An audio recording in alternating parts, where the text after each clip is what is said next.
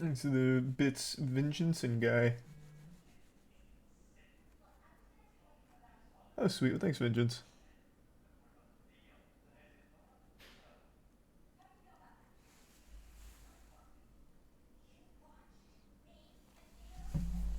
Thanks to the resub Gru. Hey, Jay. Hope you're doing well. What's your favorite quote? I don't know. A quote that I've always liked is the old Bruce Lee quote: "Fear not the man who's practiced 10,000 kicks. Instead, fear the man who's practiced the same kick 10,000 times." I've always loved that quote.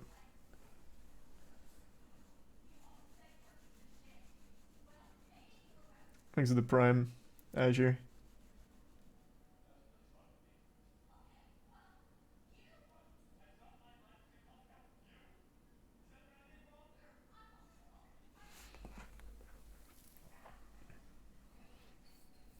I thought it was the 50 Shades of Grey. Oh, with the I don't make love, I fuck. I mean, that's a cool quote, but it's not like an inspirational one. It's more of like a situational one. Whereas the 10,000 kicks is so versatile that can be used in so many places. It applies to so much. Thanks to Prime. Chris Fruit Loops and gift sub the guy.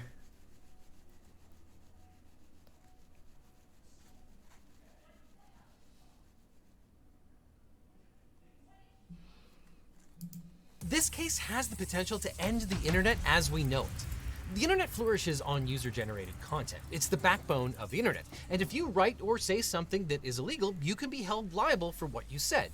But usually the websites that host your content Yep, Section 230, baby. And when you hear about Section 230, this is usually what we're talking about. But if websites were also liable for what users say, then websites would either shut down almost everything or police things so tightly that there would be basically nothing even remotely objectionable. And that's exactly what I was saying when we were first talking about the case, but chat assured me that it was only going to be affecting like recommended videos or algorithmically generated videos. And I told you that is just not the case.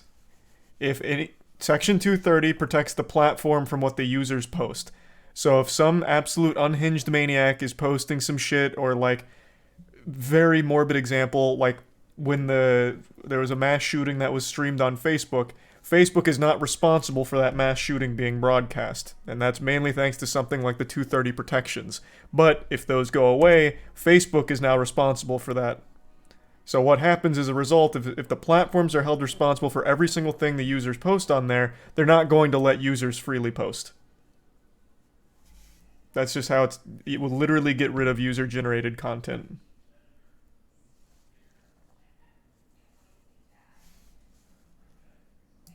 Because if there's one thing that websites hate, it's being on the hook for billions and billions of dollars of potential liability and attorney's fees.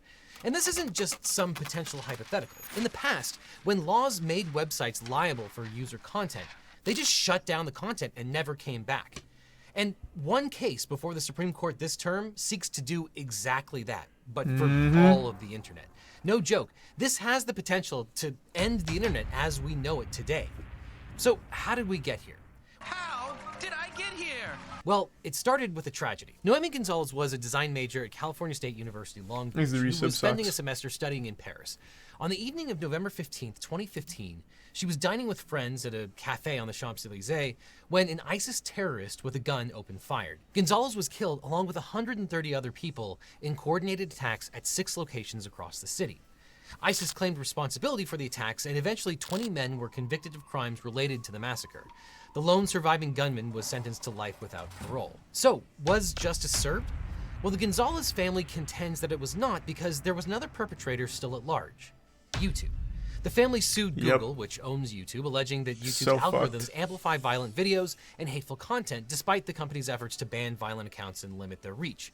The Gonzalez family says that YouTube's recommendations expose people to hateful content, radicalize viewers, and encourage them to make terrorist attacks of their own. Which is an argument that's been made for quite some time, and one of the biggest shortcomings of like YouTube's algorithm and recommended videos that's been critiqued for a while. So basically, the argument boils down to, thanks to the way algorithms work and what gets recommended, you end up sometimes falling into this weird rabbit hole where you're going to get recommended some shit that gets shady, and then if you accidentally or you somehow do venture over there, you're going to then be locked into more and more of that content. Thus, they make the argument that it can radicalize people and end up in a situation like this. That's kind of the backbone of it. So they're blaming the platform because it does introduce you to the very harmful shit that exists on there. And they're arguing that they should be held responsible, and that targets the Section 230 ruling. Is the resub slam. And the tier 1 head.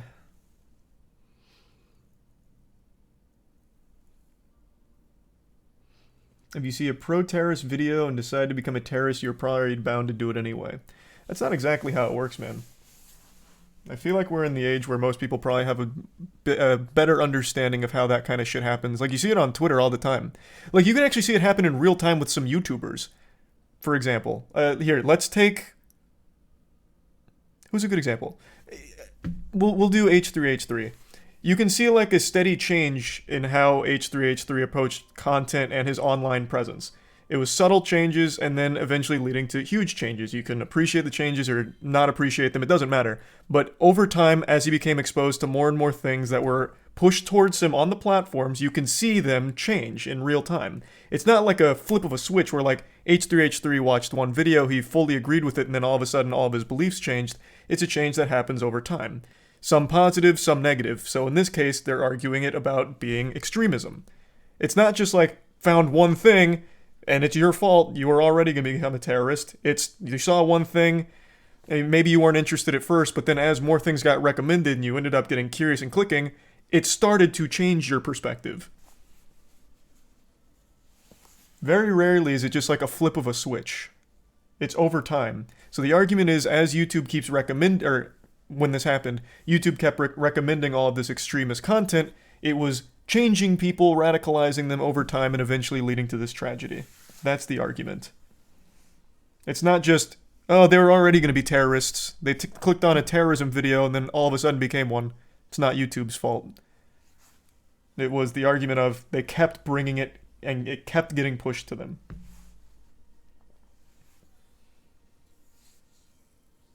The argument could be made for the opposite, though, making people better. Absolutely could. 100%. I used H3 as an example. You could think his change is 100% a positive change. You can argue it's good or bad. Absolutely. But the case is about a very extreme example where it was very bad.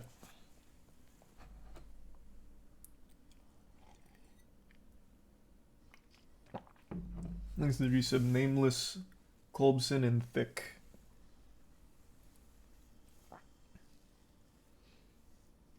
It's a Supreme Court case, Sylvie. It's hard to explain. We're at the beginning here, so Legal Eagle is going to absolutely break it down much more thoroughly than I can in a nutshell.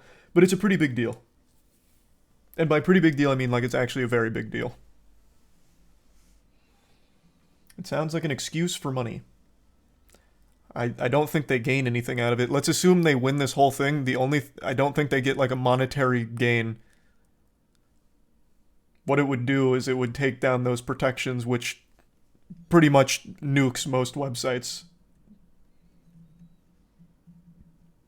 Thanks to Resub Panda.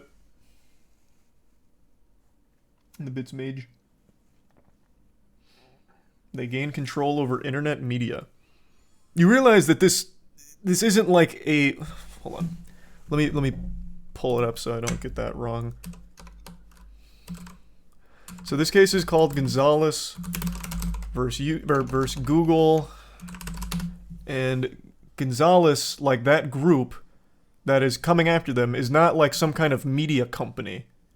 It's not like they're trying to take control of YouTube and all of that. They really do believe that the Section 230 has led to extremist content radicalizing people. So it's not really like a money or control play, at least not from everything I've read about the case.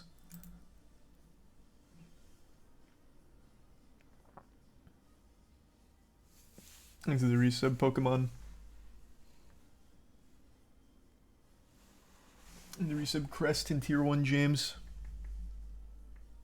Google argued that because ISIS, not YouTube, made and uploaded those videos, YouTube was not the provider or developer of those videos, and therefore it was immune from liability under 47 U.S.C. Section 230, otherwise known as Section 230 of the Communications Decency Act. Section 230 of the CDA immunizes internet services for the content that its users upload and often allows websites to remove content without taking on liability. But the Gonzalez plaintiffs contend that YouTube's recommendations should not be covered by Section 230 because the company is acting like a content creator rather than a publisher. Which I don't really agree with. The Gonzalez claims fell within Section 230 and Google was immune from suit. The Gonzalez parties appealed, and the Supreme Court granted cert to answer the question of whether Section 230 immunizes an interactive computer service from liability for recommending other party content. Now, in support of their claims, plaintiffs allege that, quote, 2 of the 12 ISIS terrorists who carried out the attacks used online social media platforms to post links to ISIS recruitment YouTube videos and, quote, jihadi YouTube videos. One of the men who fired at Gonzalez had appeared in an ISIS recruiting video in 2014.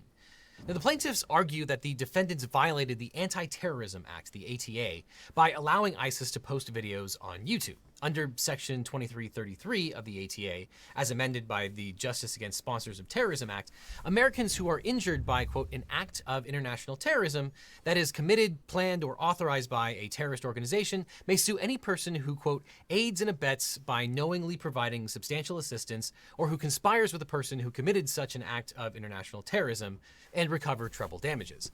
So the legal question in the lower courts was whether a social media platform that was not used to commit a specific, quote, act of international should be held liable for the recommendation. May still be liable for aiding and abetting under Section 2333. The plaintiffs say that the answer is yes, that Google aided and abetted an act of international terrorism, conspired with the perpetrator of an act of international terrorism, and provided material support to ISIS by allowing ISIS to use YouTube. So again, it ties into the recommendation. The argument is, even if they weren't making the content by facilitating it, by pumping it out through the recommendations where you get a ton of that content pushed on you the second you click on something thanks to the algorithmic generation of like recommendations, they're arguing that they acted as a content creator by providing it to them. Thus, it shouldn't be subjected to the 230 protections because they directly contributed. They were basically functioning as less of like a publisher and more of the creator side, which I just don't really agree with. Thanks to the resub. Moist Nath and Tier 1 Auntie.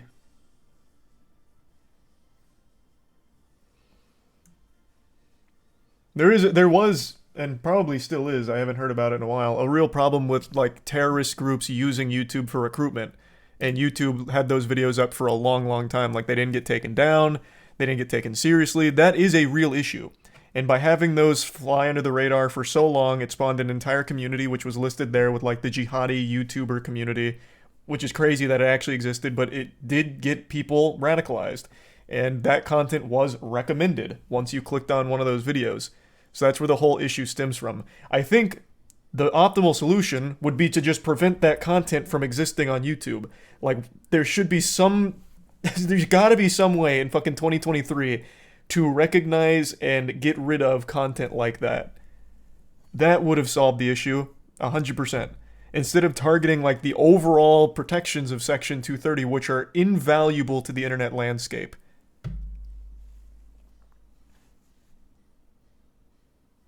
Thanks for resub Pigeon Commander and the resub Red Rhino. And the bits that guy. And the resub Tux.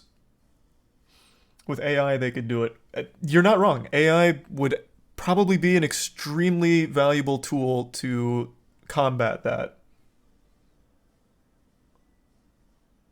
Thanks for give sub Henry.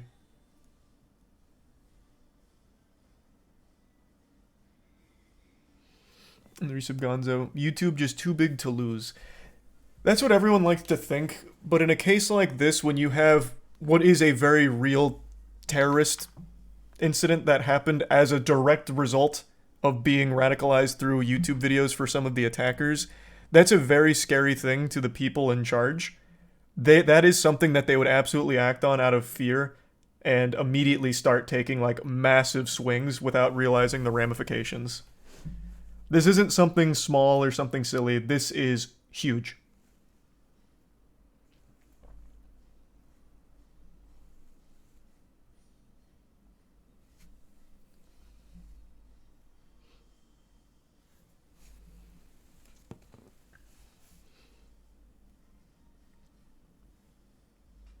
Yeah, Hades is a great game though, Fate. Hope you're enjoying it.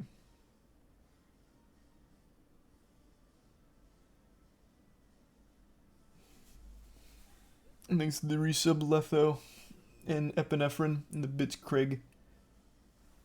I don't know Craig, I haven't seen him talk about the M&Ms. Thanks to the resub. Bungshire. And of course, the defendants say no, the plaintiff's claims are barred by Section 230 of the Communications Decency Act, which often immunizes interactive computer services, aka websites, even when they make targeted recommendations. The trial court and the Ninth Circuit Court of Appeals sided with Google, ruling that the claims fell within Section 230, Section C, because ISIS, not YouTube, created or developed the relevant content. The court said that YouTube, quote, selects the particular content provided to a user based on that user's inputs. The display of recommended content results from algorithms that are merely, quote, tools meant to facilitate the communication and content of others, and not content in and of themselves. As the lower courts noted, the recommendations are based on the user's preferences, not YouTube's. The plaintiffs argue that Section 230C does not apply to, quote, activities that promote or recommend content. So let's dig deeper into what all of this means. First of all, the plaintiffs are not simply arguing that platforms are liable because terrorists have used their services. They argue that the powerful algorithms that recommend content are not covered by the CDA because the recommendations are content in and of themselves.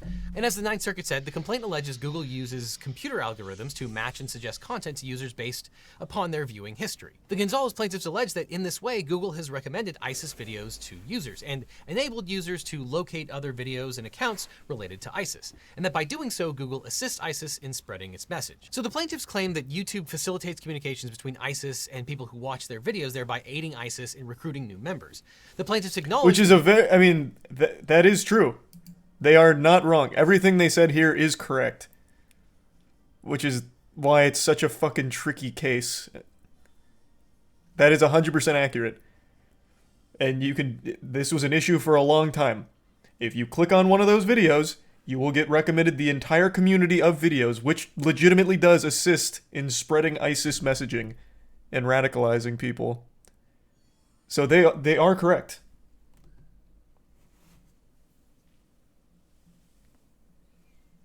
Recruiting new members. The plaintiffs acknowledge that YouTube removed ISIS videos and suspended or blocked ISIS users at various times. However, the plaintiffs claim that YouTube should have been able to stop ISIS from re-establishing accounts using new identities. And the plaintiffs allege that Google left some of the ISIS videos up because they did not contain content violating the site's policies. At other times, Google removed the offending content, but did not suspend or ban the accounts. Now, we've talked about Section 230 of the CDA many times on this channel. Section 230 was created back in 1996 at the dawn of the internet. It has two key provisions. Section 230C1 says, quote, no provider or user of an interactive computer service shall be treated as the publisher or speaker of any information provided by another information content provider. This sentence is often called the 26 words that created the internet. This section stipulates that providing access to third-party content does not make an online provider the publisher or speaker of that content. Now, the second major part of the law is which I feel like a lot of people these days don't realize, especially with, like, Twitter and shit. There's very real problems on Twitter, especially with, like, pedophiles and shit. Like, that needs to be taken down. But when people put it on Twitter's back, like, Twitter is a platform that promotes pedophilia and shit, is always a bit overstated. Like, when you try and put it on the company, like, YouTube needs to get taken down because of the ISIS videos, for example. It's not a good argument to make, and you wouldn't want a world where Twitter, YouTube, whatever, is responsible because of those people using their service. Because in that case, nothing would be able to fly. If they're going to be held liable for every lunatic that uses the platform, and they're going to be the ones getting targeted, they won't allow anyone to post things without heavy scrutiny from an entire council that approves it beforehand, meaning any type of freedom to post is gone. It would be just completely evaporated. They wouldn't allow it.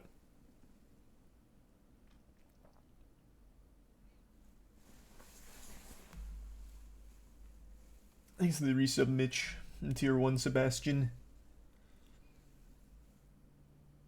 The news has literally worked this way forever. Kinda.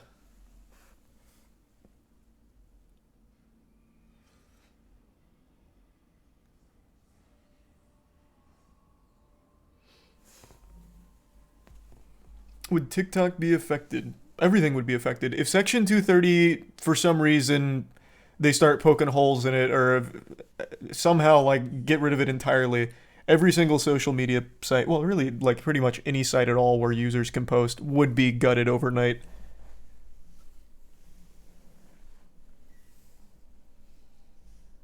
%.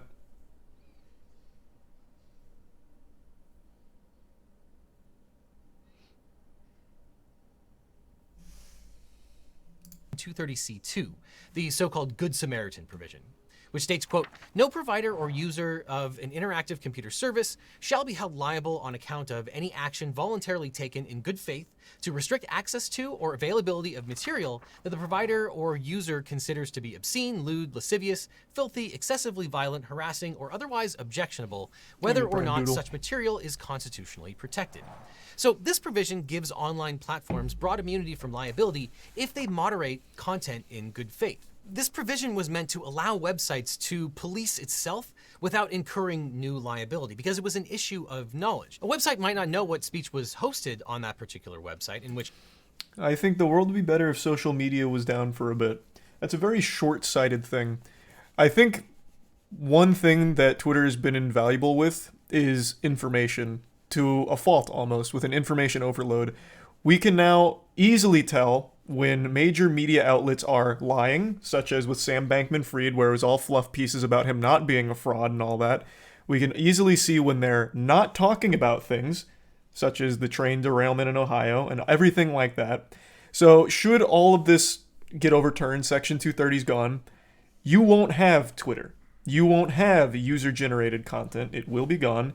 And then you are completely at the mercy of all of the corrupt mainstream media outlets that can easily feed any narrative to you at all, and you will never be able to fact check it because that doesn't exist anymore. You wouldn't know. That's for everything. That's Twitter, YouTube, TikTok, anything where users post content would be gone.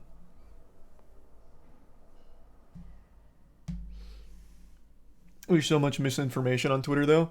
Same as in mainstream media outlets, too. There's misinformation everywhere. Which is why the onus needs to be on you to do enough research to figure out what's real and what's fake.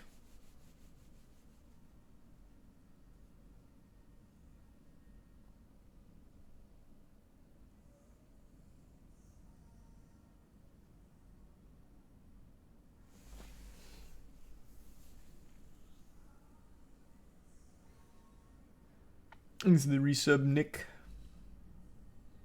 Will this affect the world or just the U.S.? Well, so far it's affecting neither. Like, it is still, it's not, nothing's been put into place. This is all just like worst case scenario. Should the worst come to pass from the Gonzalez versus Google case and the precedent it sets, as well as what it does to Section 230. It's just analyzing like what could happen in the worst case scenario, and it would affect everything.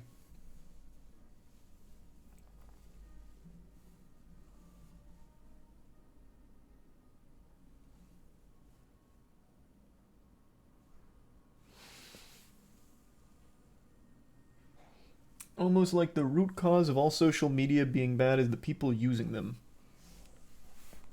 Yeah, but it's also the best thing about social media as well. Again, I wouldn't want to go back to a point where the only information you have comes from the major media outlets, which are all owned by like the same three people, like the Rupert Murdochs and shit, which have proven time and time again to be highly corrupt. I think that'd be awful.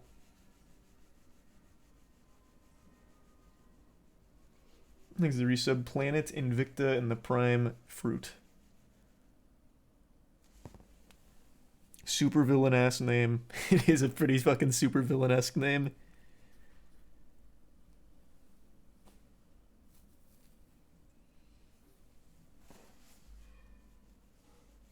YouTube isn't liable for this. Not yet. That's what the whole argument is about. Will they be held liable for the extremist content that was being recommended to people that actually did radicalize some of them and led to the 2015 terrorist attacks? Yes. That's what the whole thing is about. In which case they wouldn't be liable for it. But if they knew that illegal speech or defamatory speech or some other kind of speech was hosted there and then took steps to remove it from the website itself, then they actively had knowledge of that particular speech and thus might become liable for hosting it in the future. So websites found themselves on the horns of a dilemma until Section 230 of the CDA was passed to allow them to engage in good faith moderation. Because there was generally a knowledge requirement to be liable for things that were hosted on your website. If you had no knowledge of what kind of speech was on your website or platform, Metal then and you generally weren't liable for it. But the argument went that if you started to moderate your website, then that was evidence that you knew what was on there, and therefore you became liable for all the stuff that you were trying to remove from your website. And this applied to spam, to pornography, to pirated media, to defamation, you name it. So the CDA was enacted in 1996 when the internet was still in its infancy. At the time, companies like America Online, CompuServe, and Prodigy were the portals that allowed people to access the internet.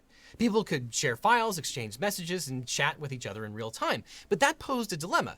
Who would be liable if a user posted something defamatory or shared something else that was illegal? Would liability go beyond the person that was responsible for the post? Or would the internet companies who hosted the content also be on the hook? And that brings us to the distinction between content publishers, distributors, and platforms, which is often completely misunderstood. In the pre-internet age, publishers, distributors, and platforms were treated differently under the law. Publishers were newspapers, magazines, and broadcast stations. They were generally liable for republishing material from third parties since they solicited the things that they published and they could vet those materials. Distributors were businesses like bookstores, newsstands, and libraries, which distributed material that was printed by others. And distributors were not required to assess every book that they sold. For example, in the 1950s, the Supreme Court overturned a Los Angeles ordinance that said, if you have obscene material in your bookstore, you can be held criminally responsible. And in that case, a bookstore owner was convicted of violating the ordinance by selling a novel called Sweeter Than Life, which tells the story of a, quote, ruthless lesbian businesswoman. The Supreme Court said that the bookstore couldn't be responsible for reviewing every single thing in the book or magazine that it sells. And distributors only had liability if someone notified them that something they carried was illegal. That's sort of the origin of the knowledge requirement. And platforms were common carriers like phone companies and television broadcasters. That makes total sense.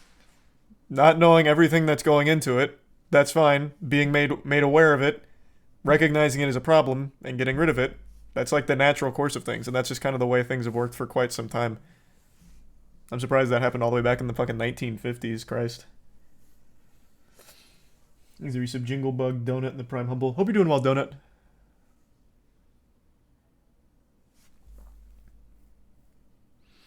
So is this an attack on free speech? It's an attack on anything user-generated. Like, anything user-generated is what this would affect from any platform that allows users to generate the content. So, by extension, yeah, obviously. Thanks, Resub Grotesque.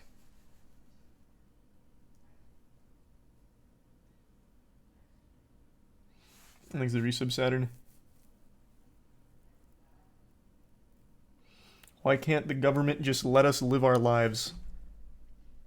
Oh, I'm sure you know the answer to that one. But in this case, it is actually in a very tricky situation. There was a very real problem, one that got pointed out a lot. YouTube had an issue of housing and recommending ISIS recruitment videos. They had an entire jihadi community on YouTube, and they didn't act. And what happened is, it tragically led to a fucking terrorist attack from people who were radicalized through the YouTube content that was algorithmically recommended to them. That is what stemmed this whole thing. That's why it's so fucking weird and tricky, because it was a real issue, but I think they're targeting the wrong thing by expanding it to what could be extremely detrimental to the most important protections the internet has, which is Section 230. It's not just a case of them trying to meddle in our lives at this point. This one literally was a problem. But I think they're targeting the wrong thing about it.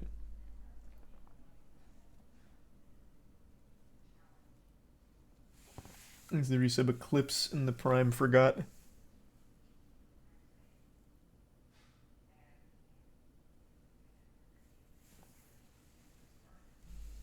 What solution would there be to the problem? They want an actual solution. If this is the only way to solve it, they'll probably do it eventually.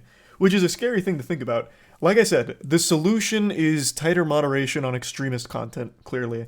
But given the size, the scale of YouTube, I recognize with common sense that that is too big. That's too many things to review, which is why AI could be instrumental. AI could do that. AI could solve that problem if YouTube was given the incentive to push that and have that work for them. That would be the solution, as opposed to just taking down 230.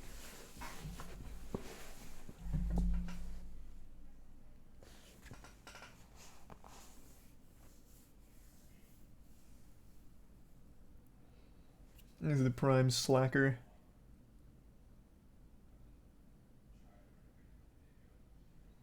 Do they have the incentive? Oh, I'm sure now they do. With this, I think so. I wouldn't be surprised if they really went hog wild with like AI moderation tools to tackle extremist content on the platform. Yeah. Fuck yeah.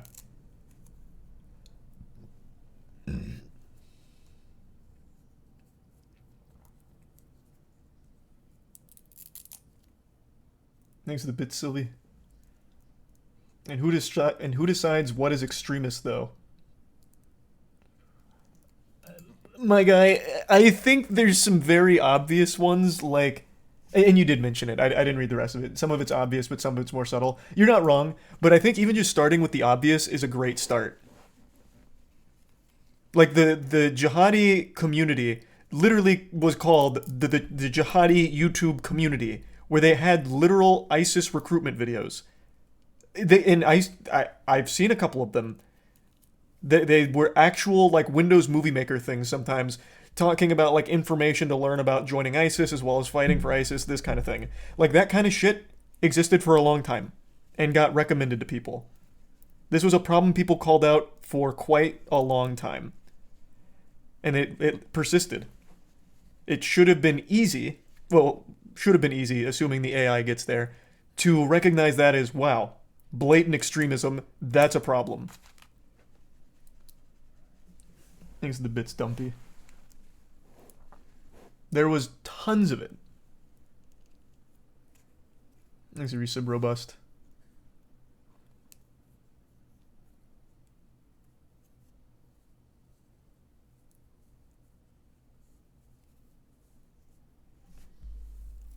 And getting rid of 230 would do nothing to solve it. It actually would, though. That's why they're going for it. If their target truly is 230. Getting rid of 230 means no users will be generating content because it's too risky for the platforms to allow them to freely. So you wouldn't ever see anything that wasn't heavily curated by the platform itself because they wouldn't want to be liable and be opening themselves up to a lawsuit.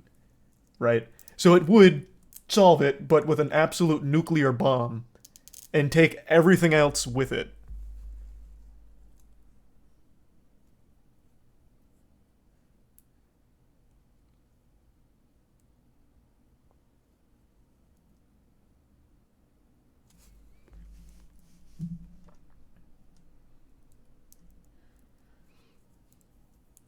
I know AI is not good enough yet, but it can be, and will be.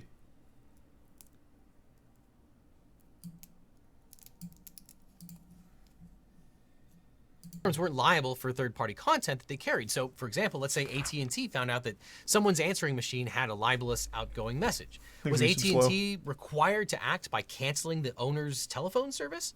Well, the court said no. AT&T couldn't be sued for libel simply because the owner used its service to say something libelous. And similarly, a broadcaster wasn't liable for running a political candidate that falsely accused someone of being a communist. But then the internet came around, and the internet era posed a new challenge for this case law. Two of the first internet service providers, CompuServe and Prodigy, were sued for hosting forums where users posted defamatory content. Now, Prodigy billed itself as a family-friendly version of the internet. Did you get a computer recently? Well, congratulations. You can now join Man, I haven't heard the name Prodigy in fucking years. Prodigy. It moderated comments, removing things it thought were bad. Now, CompuServe didn't moderate anything. CompuServe combines the power of your computer with the convenience of your telephone. And both of those companies were sued for defamatory statements that their users posted to the service. Now, the case against CompuServe was dismissed because the court considered it a distributor of content rather than a publisher.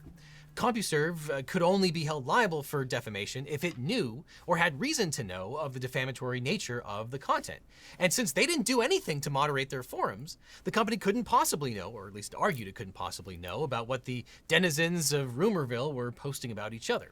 But Prodigy was found liable for failing to moderate because of their enough. moderation. Someone went on a forum and claimed that Jordan Belfort's investment firm, Stratton Oakmont, committed fraud in connection with a stock IPO. The firm sued Prodigy and the anonymous poster for defamation, and a court held that Prodigy was liable as the publisher of the content created by its users, since it exercised editorial control over the messages on its bulletin board. Now, if the names Jordan Belfort and Stratton Oakmont ring a bell, that's because they were literally scamming people out of millions of dollars and have gone down as some of the biggest fraudsters in all of Wall Street history. The movie The Wolf of Wall Street is based on the fraud that they were perpetrating with respect to the IPOs. And it's one of the biggest ironies in all of First Amendment law that they won this lawsuit against the people that were hosting presumably accurate information about how they were scamming people out of money. That's part of the problem when websites are liable for user content, is that people can file lawsuits to stifle speech. That's what a slap lawsuit is all about. And because lawsuits are incredibly expensive, sometimes even if you scammed people out of money, as long as you file a lawsuit, you can stifle that kind of speech. But I digress. As a result of these cases, internet service providers basically either decided to not moderate at all and leave absolutely everything up, or basically moderate everything and not allow anything to go up. And basically no one was happy with this state of affairs, so Congress enacted the Communications Decency Act.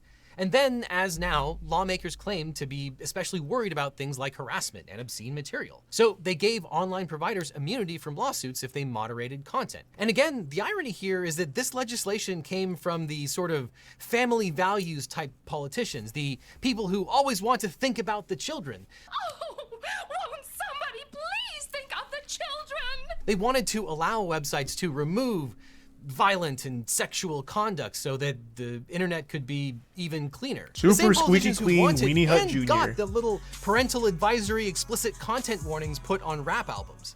But I digress again.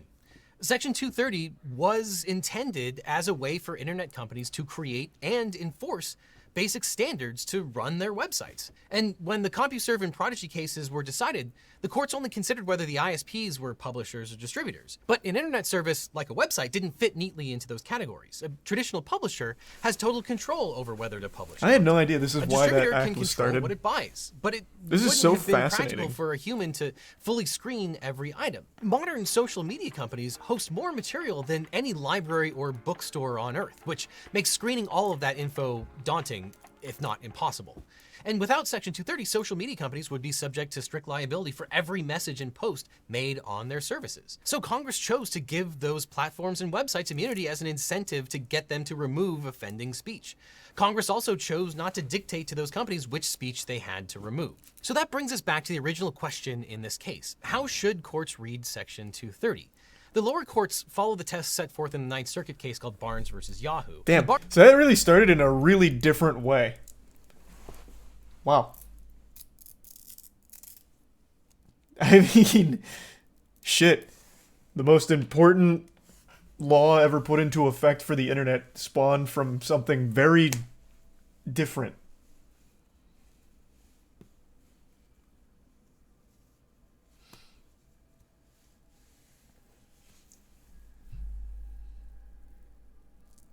Yeah, unintended consequences, but it was the most beneficial thing for the internet. Without Section 230, the internet as it stands currently would not exist, and would have never existed. I knew about the lawsuit with the moderation because the argument, like, logically makes sense. If you don't moderate anything, it's plausible deniability. They didn't know anything bad was there. We can't hold them accountable. They get off. But when you do moderate, and you strictly moderate, and something bad's there, well, now that excuse no longer flies because you must have known it was there, thus we're going to fuck you in the mouth. So then there's only ever two camps of complete free-for-all Wild West, and then Weenie Hut Jr., heavily moderated, every single piece of content needs to be looked at through a magnifying glass. Which led to the creation of Section 230.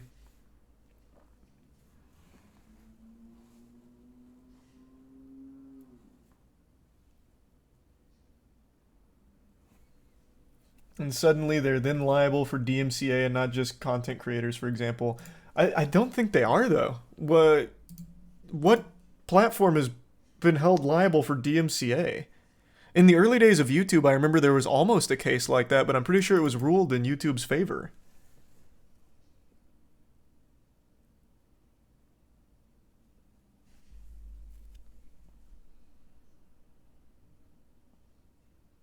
Why is every American afraid of confirming who they are with their passport? It always hurts me seeing how people don't value any level of privacy anymore. Reading things like that is painful. There was a time not too long ago when learning that people were spying on you or anything like that was alarming. But now we just welcome the invasive privacy violations for some reason. It's so weird.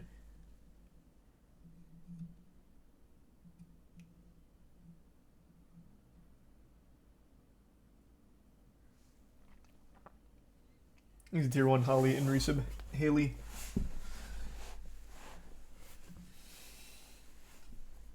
Everyone has your data. I know, man. We lost that privacy war so fucking badly, unfortunately. What a shame. Every single thing collects data. It's so bad. Ugh. And no one cares anymore. Does anyone remember, this is going to be a deep cut. I think it was probably about 12 years ago now. Maybe a little bit longer. There was a big report that came to light about phones listening to you. People started recognizing that ads were curated to conversations you were having without ever putting anything into the phone. So like even if you weren't directly looking up things, it would still somehow be able to give you ads about things you talked about. And this was very alarming to a lot of people. This was like a big red flag back then. Like, holy shit, they're listening to me and giving me curated ads. This is a complete violation of privacy. And it became this big hoopla. And then it just vanished, and now everyone's like, oh, that's great. Hey, I was actually just talking about this. Thank you for listening, Google. Bang. And then bye. It's wild how quickly things shift around.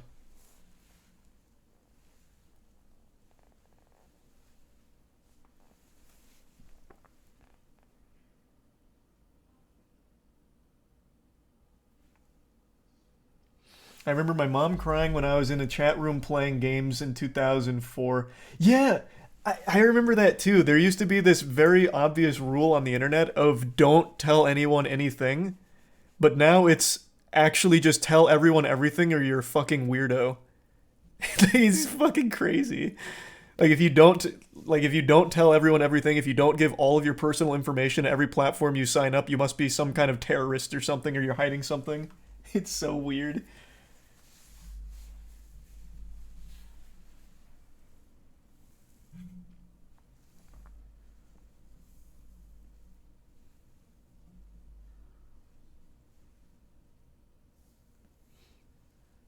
That's completely off target from what the actual case is, though. That was just ancillary because I saw someone ask why people are opposed to giving their passport when signing up to websites, which I think should be obvious.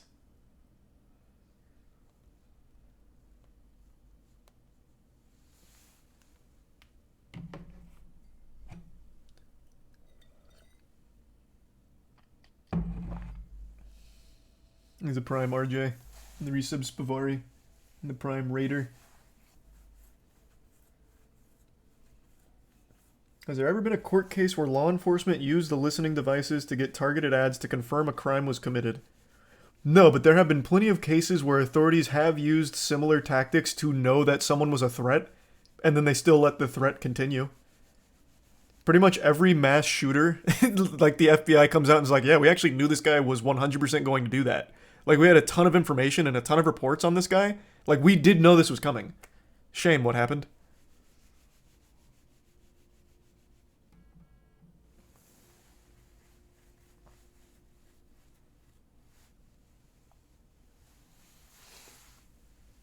But yeah, this is a very serious case. I really hope that it does not go in favor of the Gonzalez group.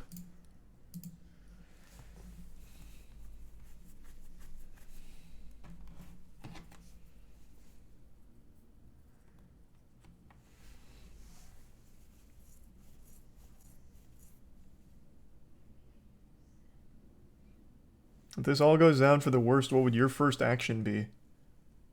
Well, I don't know, man. That's a really hard thing to even picture because it is scorched earth. If 230 goes down, it actually is scorched earth for the internet as a whole. His title is not clickbait. It's not exaggeratory. It really is that serious. I highly recommend watching Legal Eagles content surrounding it to go over like the whole scope of the situation.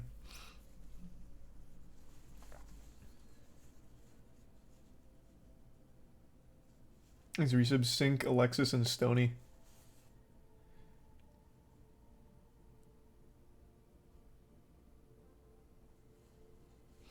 Stumble Guys time? Yeah, Matt just texted me they're ready, so we're gonna play some Stumble Guys. It's been too long. There's a tier 1. Tabby.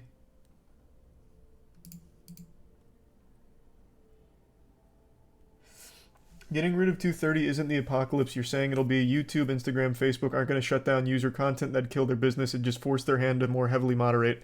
No, it would actually kill their business.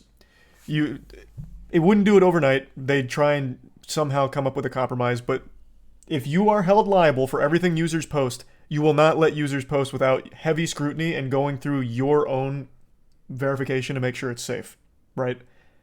And that's a ton of users. You can't do that.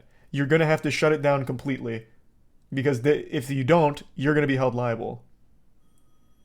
That's absolutely what would happen if 230 goes down. It'd be a complete disaster. Yeah, I'm hopping in, Matt. There's no like half measure you can take. They'd have to. Otherwise, they'd be liable anytime someone trolls. Like you, before I hop in the call, if you wanted to, if 230 goes down and YouTube still somehow tries to make this work, you could completely fuck them. Like if you somehow get like a checkmark approval, like you're a verified poster, you can post. Like if you somehow get that permission, you could fuck the entire company by just posting like join ISIS. And then what would happen is YouTube would be held liable and then bang, they're on the hook for $1 million lawsuit, millions upon millions of dollars. They wouldn't have protection anymore.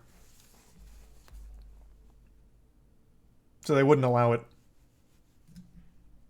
Just like they didn't back in this time that he's talking about with like heavily moderated content or Wild West.